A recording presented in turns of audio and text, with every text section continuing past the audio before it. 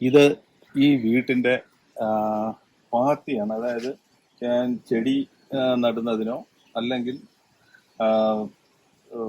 മലക്കറി കൃഷി ചെയ്യുന്നതിനോ വേണ്ടി ഈ വീട് വച്ച സമയത്ത് തന്നെ കിട്ടിയ ഒരു പാത്തിയാണ്. പാരപ്പറ്റ് വാളിന് പകരം ഇങ്ങനെ ഒരു പാത്തി, ഇത് വാർത്തെടുത്ത പാത്തിയാണ്. ഇതിൽ ആണ് ഞാനിപ്പം എത്രയോ വർഷമായിട്ട് മലക്കറി കൃഷി ചെയ്യുന്നത്. ഈ വീടിന് ഇപ്പോൾ ഏകദേശം 15-16 വർഷത്തെ പഴക്കമുണ്ട്. അപ്പം ഇതിലിപ്പോൾ ഞാൻ കൃഷി ചെയ്തിരിക്കുന്നത് ഇത് അമരയാണ്. പിന്നീട് കാ പിടിച്ചു തുടങ്ങി. പിന്നെ ഈ വർഷം ഞാനൊരു പ്രത്യേക രീതിയിൽ ഉള്ള ഒരു കൃഷി ചെയ്തു. അതായത് 3 അടി ഗ്യാപ്പിൽ വെണ്ട, ആനക്കൊമ്പൻ വെണ്ട നട്ടു. അതിൻ്റെ രണ്ടിൻ്റെയും ഇടയിലായിട്ട് പയറ് നട്ടു. ആ പയറ് പിന്നെ ചരിഞ്ഞ് വളർന്നു പോകുന്നത് കൊണ്ട് വെണ്ടയ്ക്ക് നല്ല വെയിൽ കിട്ടുകയും അതുപോലെ തന്നെ പയറിനും നല്ല വെയിൽ കിട്ടുന്നുണ്ട്. അപ്പൊ ഇവിടെ ഞാൻ ഇതാ ഈ പാത്തിയുടെ സൈഡിൽ തന്നെ ഒരു കമ്പി GI പൈപ്പ് ഘടിപ്പിച്ചിട്ടുണ്ട്. ഇതുപോലെ രണ്ടാമത്തെ നിലയുടെ പാരപ്പറ്റ് വാളിൽ പിടിച്ചു. രണ്ടാമത്തെ നിലയുടെ പാരപ്പറ്റ് വാളിലും ഇതുപോലെ കമ്പി പൈപ്പ് ഘടിപ്പിച്ചിട്ടുണ്ട്. ഈ പൈപ്പിൽ കൂടെയാണ് പൈപ്പ് രണ്ട് തമ്മിൽ ബന്ധിപ്പിച്ചുകൊണ്ട് കയർ കെട്ടും. ആ കയറിൽ കൂടെയാണ് ഈ പയർ പടർന്നു കയറുന്നത്. ഇപ്പൊ ഞാൻ ഇവിടെ മൊത്തം ഒരു 10 മൂട് പയറോളം നട്ടിട്ടുണ്ട്. ഇപ്പൊ ഇത് പറിച്ച് വിളവെടുപ്പ് തുടങ്ങിയിട്ട് കുറെ ദിവസമായി. ഇപ്പൊ ഇന്ന് രാവിലെയും വിളവെടുപ്പ് കഴിഞ്ഞത് കൊണ്ടാണ് ഇങ്ങനെ നിൽക്കുന്നത്. ഞാൻ ഈ ഒരു 10 മൂട് പയറിൽ നിന്ന് ഇതുവരെ ഏകദേശം 10 കിലോ പയറിന് പുറത്ത് വിറ്റിട്ടുണ്ട്. കാര്യം അതായത് ഒരു പയറ് തന്നെ ഏകദേശം 60 ഗ്രാം തൂക്കം, നല്ല പയറിന് 60 ഗ്രാം തൂക്കം വരും. അതായത് ഒരു പയറിന് 1 മീറ്ററിൽ കൂടുതൽ നീളം ഉള്ള പയറുകളാണ് ഇതിൽ പിടിക്കുന്നത്. 1 മീറ്ററിൽ കൂടുതൽ നീളമുള്ള പയറുകളാണ് ഇതിൽ പിടിക്കുന്നത്. അതുപോലെ തന്നെ നല്ല കനം ഉള്ള പയറുകളാണ്. അപ്പോൾ ഇത് ഒരു 60 ഗ്രാം വരെ, 60, 70 ഗ്രാം, 80 ഗ്രാം വരെ ഉള്ള പയർ എനിക്ക് കിട്ടിയിട്ടുണ്ട്. അപ്പോൾ അങ്ങനെ വരുമ്പോൾ നല്ല വെയിറ്റ് ഉണ്ട്. അതുപോലെ തന്നെ വെണ്ടയിൽ നിന്നും നല്ല കായ്ഫലം, നല്ല തൂക്കമുള്ള വെണ്ടയാണ്. അപ്പൊ ഈ 3 അടി അകലത്തില് വെണ്ട നട്ടു. അതിന്റെ ഇടയിലാണ് ഞാൻ പയർ നട്ടത്. പക്ഷെ ഈ വെണ്ടയുടെ ഇടയിൽ തന്നെ ഞാൻ പിന്നെ അമര നട്ടു. പക്ഷെ ഈ അമര ഇതിന്റെ ഇടയിൽ നടുമ്പോൾ ഇതിന് വെയിൽ കിട്ടാത്തത് കൊണ്ടാണ് ഇതിങ്ങനെ നിൽക്കുന്നത്. അപ്പൊ ഇതിന്റെ ഇടയിൽ ചരിഞ്ഞ് പോകുന്ന രീതിയിൽ പയർ നട്ടാലേ നമുക്ക് നല്ല ഫലം കിട്ടുകയുള്ളൂ. ഞാൻ ഒരു തരത്തിലുള്ള രാസവളങ്ങളും ഉപയോഗിക്കുന്നില്ല. ഉപയോഗിക്കുന്നത് ചാണകപ്പൊടി, വേപ്പൻ പിണ്ണാക്ക്, എല്ലുപൊടി, പിന്നെ കൂടാതെ അല്പം കോഴിവളം ഇതിൽ ചേർത്തിട്ടുണ്ട്. അതല്ലാതെ വേറെ ഇത് നട്ട് രണ്ടാമത്തെ വളപ്രയോഗം നടത്തിയതിന് ശേഷം കപ്പലണ്ടി പിണ്ണാക്കും വേപ്പൻ പിണ്ണാക്കും കൂടെ വെള്ളത്തിൽ കലക്കി 3-4 ദിവസം പുളിപ്പിച്ചതിന് ശേഷം അത് കുറേശ്ശെയായിട്ട് വെള്ളം നേർപ്പിച്ച് ഇതിന്റെ മൂട്ടിൽ ഒരാഴ്ചയിൽ 2 ദിവസം ഒഴിച്ചു കൊടുക്കും.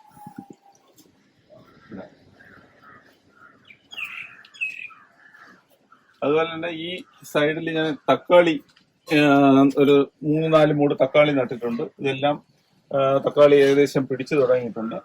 ഇതിന്റെ ഇടയിലെല്ലാം നോക്കിയ ചീര കാണാം. ഇതിന്റെ നടുന്ന സമയത്ത് തന്നെ ഇതിൽ നേരത്തെ ഈ ചീര ഇവിടെ നിന്നതുകൊണ്ട് അതിന്റെ വിത്തുകൾ പൊഴിഞ്ഞു വീണ് ആവശ്യം പോലെ ചീര കിട്ടും. ഇതിൽ നിന്ന് ഏകദേശം 200 രൂപയോളം ചീര ഞാൻ വിറ്റിട്ടുണ്ട്. പിന്നെ അതും എല്ലാം നല്ല ജൈവമായിട്ടുള്ള രീതിയിൽ തന്നെയാണ് ഇതെല്ലാം കൃഷി ചെയ്യുന്നത്. ഒരു പരീക്ഷണം എന്നുള്ള നിലയിൽ ഇവിടെ ഞാൻ ഇതെല്ലാം തക്കാളി ഒന്ന് ചാഞ്ഞു പോവാതിരിക്കുന്നതിന് വേണ്ടി പൈപ്പ് GI പൈപ്പ് മേൽ കൊടുത്തിട്ടുണ്ട്. അപ്പൊ അതിൽ നിന്ന് ഇതേപോലെ പ്ലാസ്റ്റിക് നാട വെച്ച് ഇത് കെട്ടി നിർത്തിയിട്ടുണ്ട്. ഇത് ചാഞ്ഞു പോവാതിരിക്കുന്നതിന് വേണ്ടിയാണ് ഇങ്ങനെ ചെയ്തിരിക്കുന്നത്. അപ്പോൾ എനിക്കൊരു ഡ്രാഗൺ ഫ്രൂട്ടിന്റെ തൈ കിട്ടി. അങ്ങനെ ഞാൻ അത് നട്ടിട്ടുണ്ട്. ഇപ്പൊ ഇത് ഇതിൽ നട്ടിട്ട് ഒരു 3.5-4 മാസം ആയി. അപ്പോഴേ തന്നെ ഇത്രയും ഏകദേശം വലുതായിട്ടുണ്ട്. ഇതെങ്ങനെയുണ്ടെന്നുള്ളത് നോക്കുന്നതിന് വേണ്ടിയാണ് ഇത് നട്ടിരിക്കുന്നത്. പാത്തിയുണ്ട്. അതിൽ പയറും വെണ്ടയും ഇതുപോലെ തന്നെ നട്ടിട്ടുണ്ട്. ഈ പയറിന്റെ ഏകദേശം കായ്ഫലം തീരാറായി. ഈ നേരത്തെ കാണിച്ച പയറിൽ നിന്നും കൂടെയാണ് ഏകദേശം 10-12 കിലോ പയറോളം നമ്മുടെ ആവശ്യം കഴിഞ്ഞ് വിൽക്കാൻ പറ്റിയിട്ടുണ്ട്. ഇനി ഞാൻ നേരത്തെ പറഞ്ഞ പിന്നെ ഇത് കപ്പലണ്ടി പിണ്ണാക്കും വേറെ പിണ്ണാക്കും കൂടെ ലയിപ്പിച്ച് വെച്ചിരിക്കുന്ന അതാണ് ഈ കാണുന്നത്.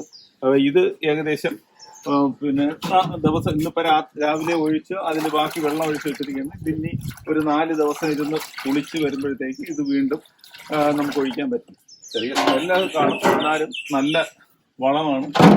പിന്നെ മുമ്പൊരു വീഡിയോയിൽ കാണിച്ച ഇത് പിന്നെ ടിഷ്യൂ കൾച്ചർ വാഴ ചെറുത് കിട്ടിയത് കവറിൽ വെച്ച് വളർത്തി ഇത്രയാക്കിയതാണ്. ഇനിയിപ്പോൾ ഇത് അടുത്ത ആഴ്ച ഈ മഴ ഒന്ന് തോർന്നു കഴിയുമ്പോഴത്തേക്ക് ഇത് തറയിലിറക്കി നടും. ഇത് നേരത്തെ ഉള്ള വീഡിയോയിൽ പറഞ്ഞതുപോലെ പിന്നെ അഡീനിയം തൈ നട്ട് എടുത്ത് അത് ഏകദേശം വിൽപ്പനയ്ക്ക് തയ്യാറായിട്ടുള്ള രീതിയിൽ കവറുകളിലാക്കി വെച്ചിരിക്കുന്നു. ഇത് ടെറസിൽ തന്നെ 2 ഗ്രോ ബാഗിലായിട്ട് പടവലം നട്ടതാണ്. ആവശ്യം പോലെ ഒരു 10-12 പടവലം പിടിച്ചു നിൽപ്പുണ്ട്. ഇതും പിന്നെ ജൈവ രീതിയിലാണ് കൃഷി നടത്തി വരുന്നത്.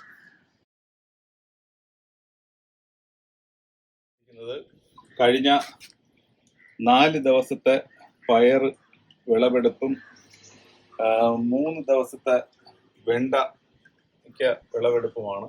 ഇതിങ്ങനെ ഓരോ കവറിലാക്കി 1 കിലോ 1.5 കിലോ സൈസുകളിലാക്കി പാക്ക് ചെയ്ത് വെച്ചിട്ടുണ്ട്. ഇത് ആവശ്യാനുസരണം ഈ വീട്ടിൽ ഇവിടെ തന്നെ വന്ന ആൾക്കാർ വാങ്ങിക്കൊണ്ട് പോകും. അതിന് വേണ്ടി പാക്ക് ചെയ്ത് വെച്ചിരിക്കുന്നതാണ്.